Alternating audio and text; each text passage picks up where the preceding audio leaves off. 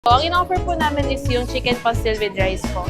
So, for only 30 pesos, meron ka na pong kanin at ulam na makakain. So, if ever naman po yung ibang customer ayaw ng may kanin, meron po kaming nasa jar. Tatagpuan po kami dito sa Barangay Langgam, St. Joseph 10, sa gilid po ng 7-Eleven.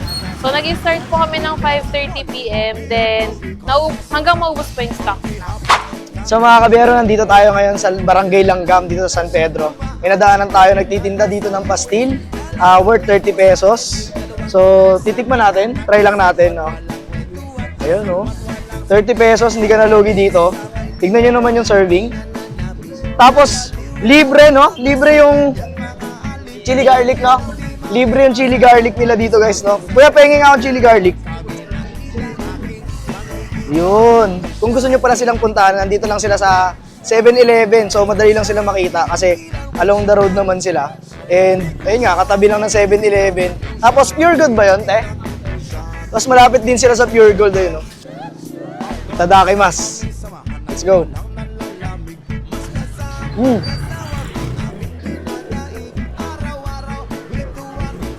Harap. Actually, masarap din yung ginagamit nila na chili garlic, kaya the best, sarap. Tsaka mabango.